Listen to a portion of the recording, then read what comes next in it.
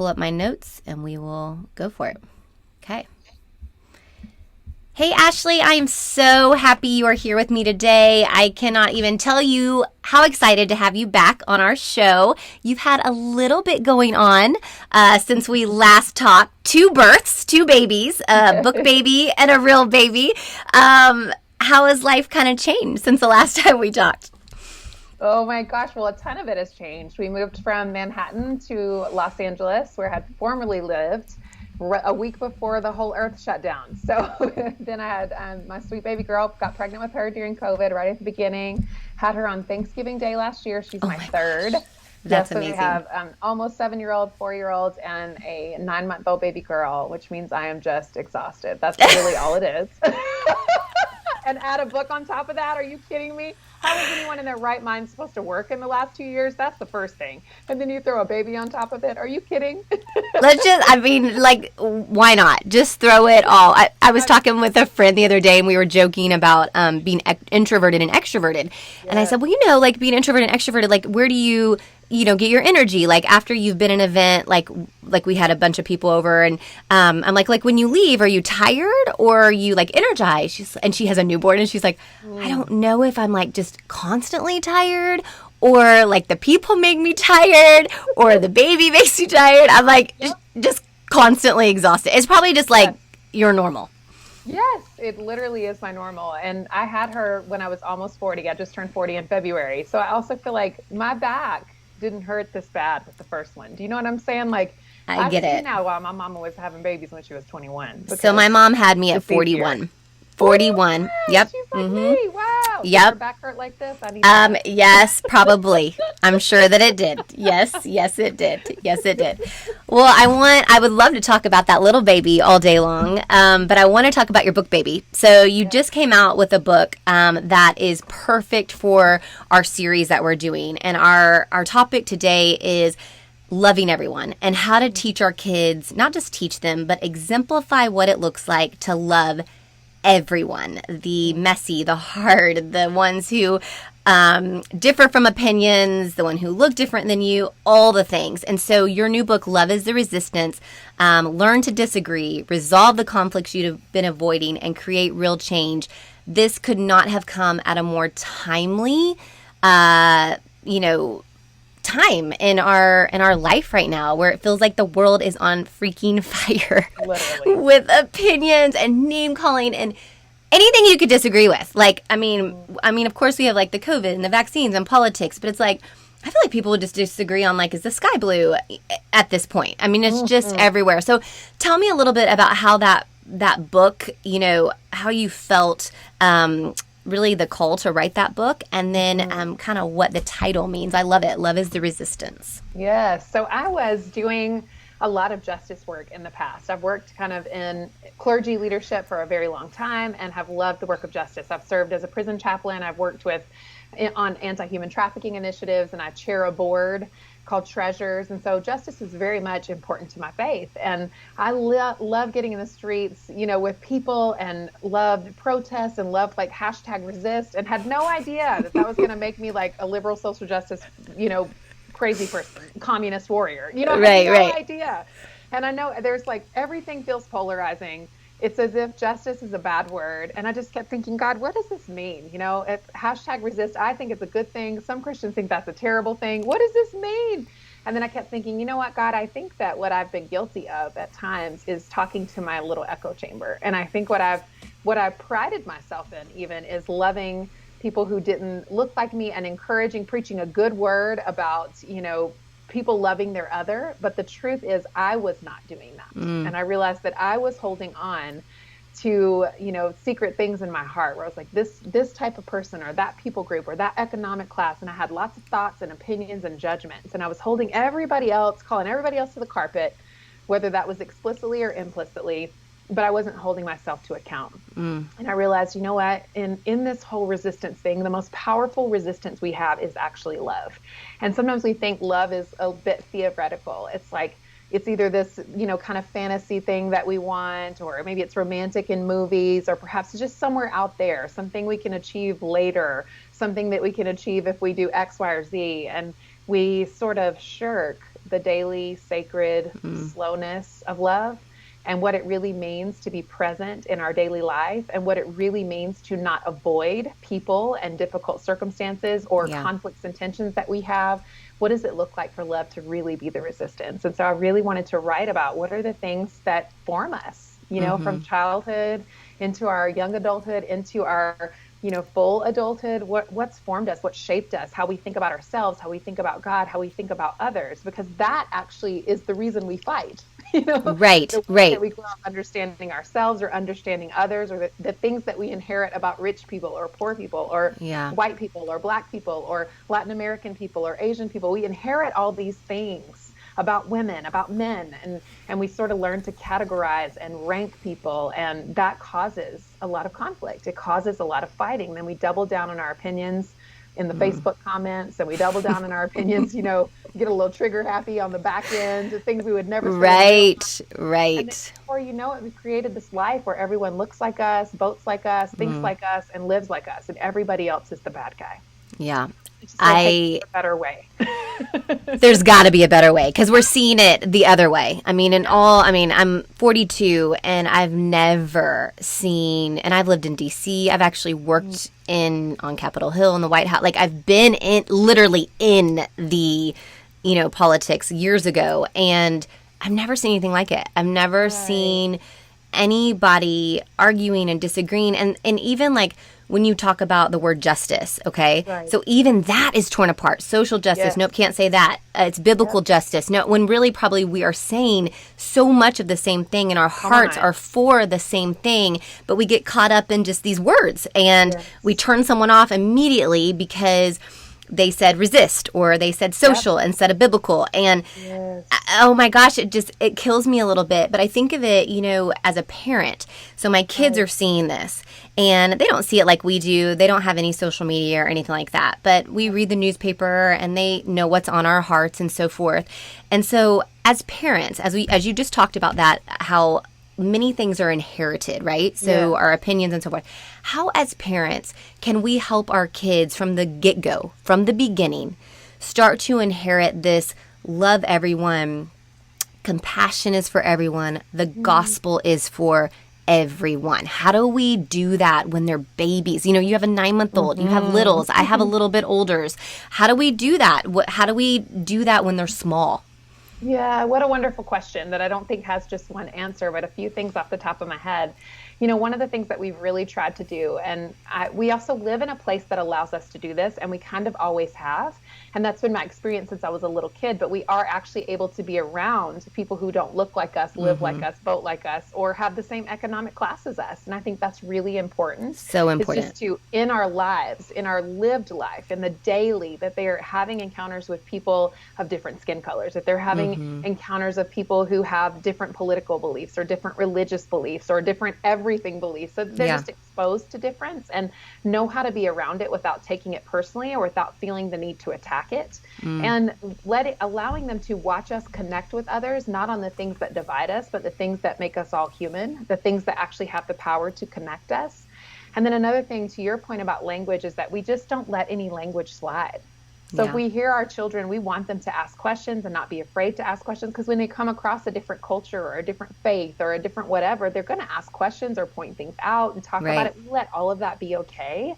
And then we talk about things. And if they say something that seems a little off color, you know, we want to ask them, well, where did you hear that? Where did that come from? Let's talk about that. Let's see how we could examine this from a different angle, and we just don't leave anything off the table. Like, they're allowed to talk about everything, and we help inform them. And we also ask questions so that we're not telling them how to think, but inviting them to think about others in a way that's honoring and loving and true. I love it. I want to read a quote from your book that just was so powerful to me, and something I'm going to read to my 13-year-old, because I think as much as we say this, that we want to love everyone, even, you know, those who are different, those who we don't understand. And that's kind of our whole thing with our company, with our podcast, is getting into the vulnerable places and building kinship with those you normally wouldn't, because maybe they don't look like us, or they're from a different socioeconomic class, or they're not our neighbors, but they should be, our heart neighbors. And to just be in those spaces, that it's not weird to see something different, that's very normal. When my kids we used to go into a homeless shelter, that didn't surprise them. That was like their people. And it was just something that we did. And I think as parents, we have to be super intentional about that. But I want to read this quote that just kind of knocked me, off my chair. And I just loved it. And it said, you write in The Love is the Resistance, to ask pointedly, is your gospel good for people who do not live like you or who look like you? Is it good for those who don't believe what you believe? Is it good news for the poor and the marginalized? Is it good news for the rich and powerful? Is it good news for those outside your nationality, your ethnicity, and gender? Because if it is not the good news of Jesus Christ. I loved that. Explain that a little bit to me. Yes, I'd love to. So I think about, I'll just tell you, be vulnerable here and share with you one of my own personal biases, because I think that in sharing something and asking something so bold in the book, I need you guys to understand that this has not come easy for me either. And growing up, we were from a different economic class, and my mom busted her butt to move us to middle class living. My parents both started out in a textile mill, as low wage workers.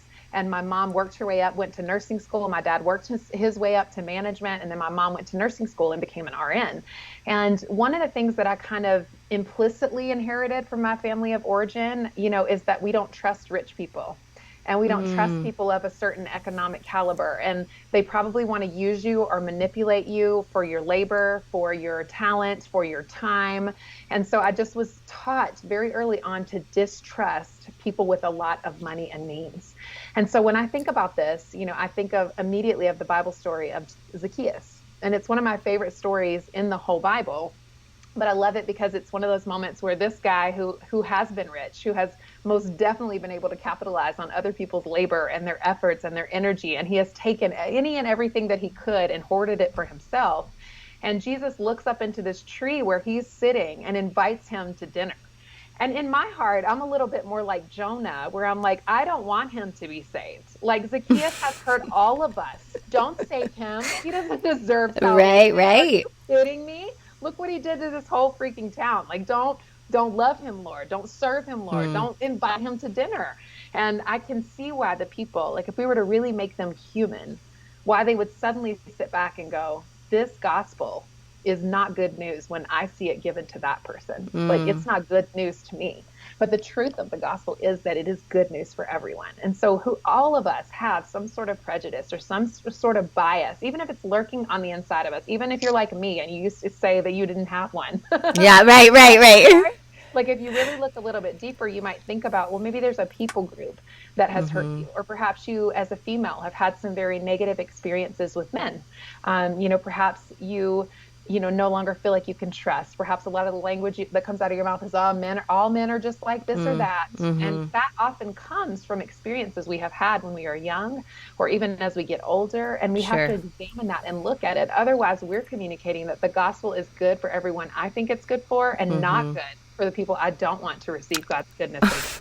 Right. And we're judging people that way. And thank goodness we're not in charge of that, right? And when you say gospel, for those who might not know church speak, both of us have been in church speak. What do you mean by that?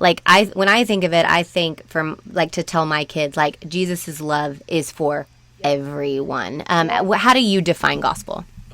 So the gospel to me, and thank you for pointing that out, because it does sound like an old school churchy word, but it means love to me. It means that whatever my situation is, it's possible for me to overcome the difficulties that are in my life. It's possible for the things that feel like they're dead in my life to be revived. It's possible for me to overcome things like addiction, which is what I had to do in my past 18 years of sobriety, was possible because of the love of God and because of the community that he placed me in.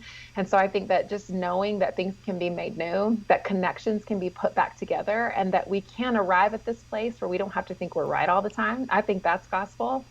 Yeah, or where we learn that we're loved and that we have the capacity to love others. I think gospel means grace, that there's room for our humanity, that there's room for our brokenness, that there's room for us to be who we are on the way to who we're becoming. So I believe gospel is just deeply, deeply rooted in the love of God and the compassion and mercy of God. And I think when we accept it, right, when we know that we are truly loved, we are able to give that out more freely, right? But if we still feel like we aren't worthy of that, it is very easy to judge and so forth. I want to go back to a little bit of kind of probably this climate that we're in right now, where it's not just those who are different than us who are maybe seeing the world differently, but it's actually people who we thought we had a lot in common with, whether it be Christians who are like exploding at one another and they're on different sides.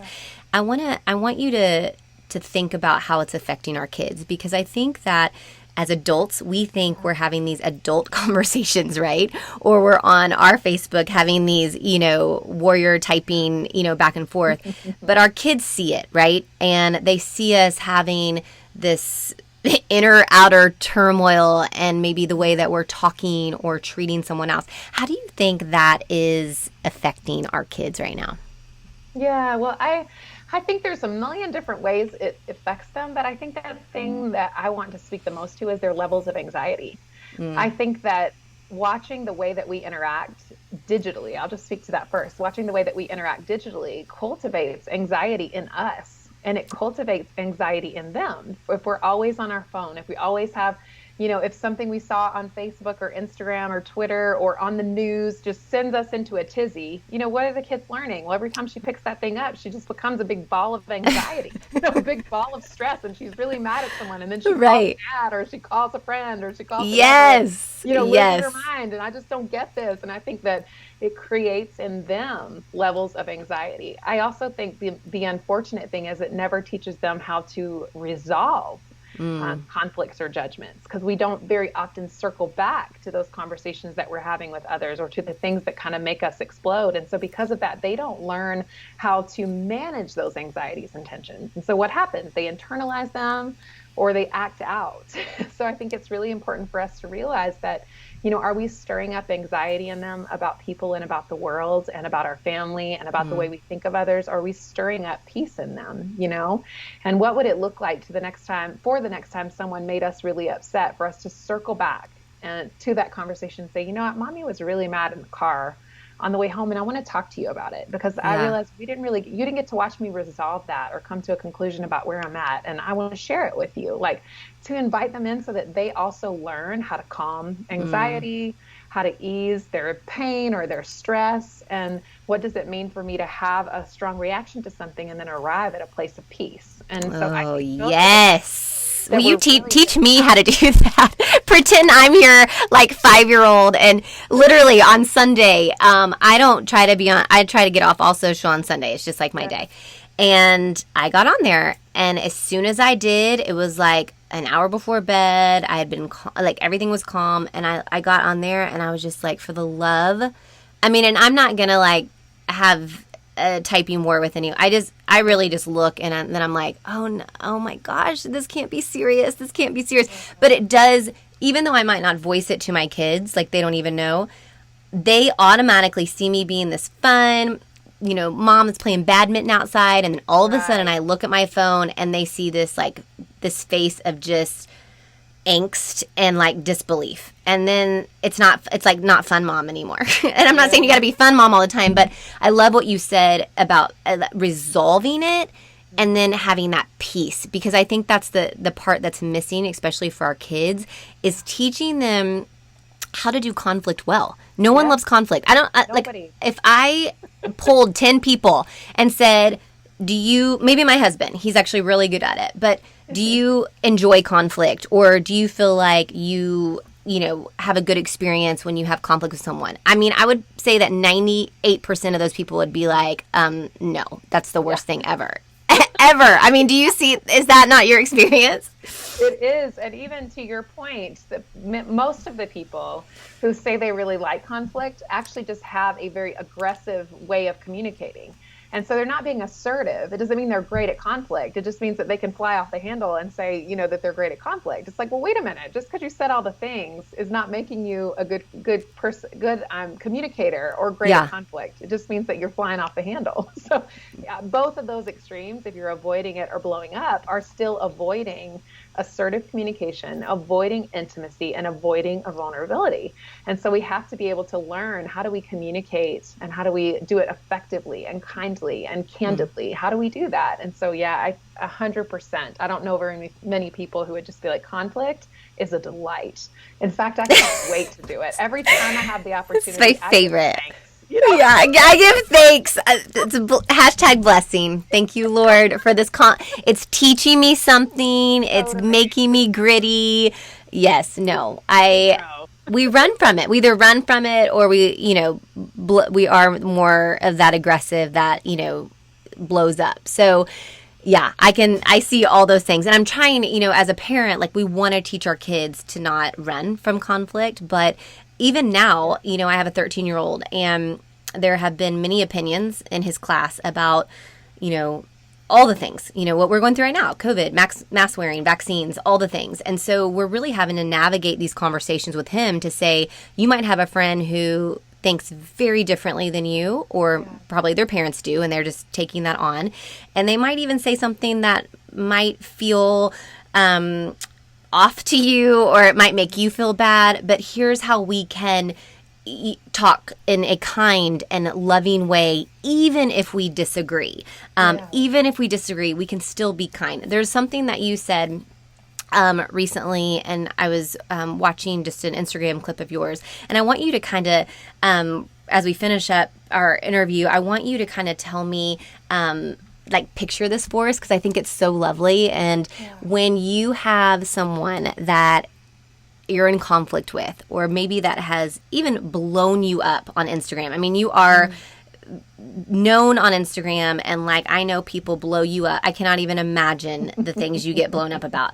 But how, instead of, immediately retaliating or immediately going into this insecurity mode, or maybe they are right, there's this thing that you do, and I hope you know what I'm talking about, where you think about them being a child of God. And so I want you to kind of walk us through that, because I also think that's something that we can share with our kids, because they're having mean girl, if you have a girl, that they're going to go through that. We all went through that. If it's boys, it's a whole nother thing. So teach us that. And I want us to kind of just end with that, because I think it's such a beautiful picture of what we can do when we have conflict with those, which we will. Yes, we will. So I love this practice. And at the end of every chapter in the book, I put techniques at the end of every chapter, along with affirmations, a reflection question, and then an attitude that you can adopt. Like curiosity could be an attitude that we need to have in conflict, right? We can ask questions instead of making judgments. Yes. And so I think one of my favorite practices to do is to think about a person or a people group even that I tend to despise. And maybe you as the listener could think about that. Is there someone right now who's just making you very, very angry about vaccines or masks, or pick the political topic of the moment, and pick that and think about them. And for the moment, just set them aside. But I kind of want you to keep them in your peripheral and think about yourself. Think about God looking at you, God gazing at you. Think about how much he loves you. Think about being still before him. Think about him pouring out his grace and his mercy. No matter what you've done, no matter what you've gone through, no matter what's happened to you, the love of God is pouring out over you. And just receive it for a second. And then I want you to just take a minute and now look at God's gaze, and then picture the person or the people group that you were thinking about earlier, and watch God's gaze on them.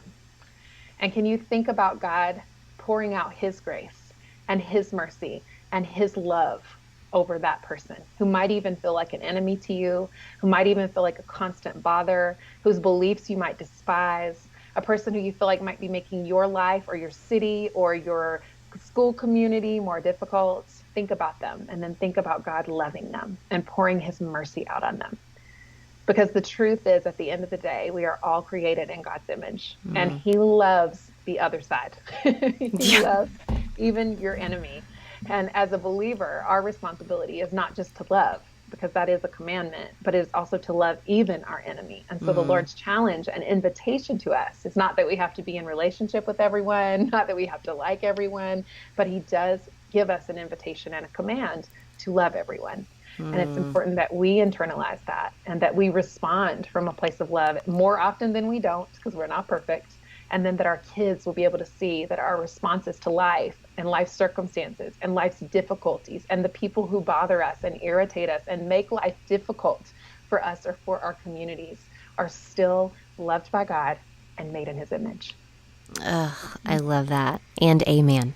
I love that so much. And I think that's just the perfect almost way just to even end this, to think if someone took just even one thing out of this about just seeing others the way that God sees them, right? Yeah. And even though we might not know how to see them like that, that God sees them like that. And, as you talk about just the other and everyone has a story, and everyone sees life through their experience and their story. And I always try to think of that when I think of something that's frustrating to me or upsetting. I try to think of that one person, not the masses, not the main thing, but that one person. And I think about, okay, what in that person's life has made them feel this way? Maybe they had a horrible experience with something, or maybe they had something that, shattered their heart. And I always try to help my kids see that too. Like the person that was mean to them, or the person who said this, everyone has a story. No one just says horrible things or mean things or comes at some conclusion just because they do. It's usually because they have a story, and we aren't patient enough or curious, like your word, to actually dig in there and figure out why. And I think if we actually had real conversations and we actually brought people to the table and said, hey, we are totally different on this. Yes. Help me understand. We might not come to yes, you're right or I'm right. Let's not even put that on the table. I just want to understand your story. I just want to understand why you're feeling like this, so that I can just understand you better and love you better. And I think when we start to ask those questions, people feel respected. You can get away with the I agree to disagree, but I love you, and now I know your story. And so it's just, I hope this podcast, as we continue on, this season, is that we're helping parents do this with their kids, that they're helping them love with compassion and empathy because they're going into those stories together. So Ashley, thank you so much for taking us into your story. Thank you for writing this book in the midst of all of the things that are going on in your life. You could have been like, sorry, dudes, I am super tapped out, and you didn't. So thank you. I just believe that this is going to be such a healing balm for our communities. And even that last part to me is so if we could just do that part, so much would be changed. So thank you so much. And everyone can get your book because it's out now when this comes out. Tell me all the places. Is it all the places? I literally can just Google it and okay. Absolutely. It'll come up anywhere and everywhere. And I'm so excited. And thank you for what you just shared, because it's so important that we really do understand story. I love that about you. And I love that about the kids' book that you wrote, which me and my kids still read often. Oh, I love it. Because that's what it's really about. It's about humanity, our shared humanity. And when you make other people human, you also are acting like a human. We're not treating each other like machines or anything else. It's no, we're human and we're in this thing together. And I think that's really powerful. So thank you for having me. I appreciate who you are. I appreciate who you are. And I'm ready to go love somebody that maybe I didn't want to love before. Thanks, Ashley. All righty, ma'am. That was perfect. Thank you. So I'm going to pull this up and stop.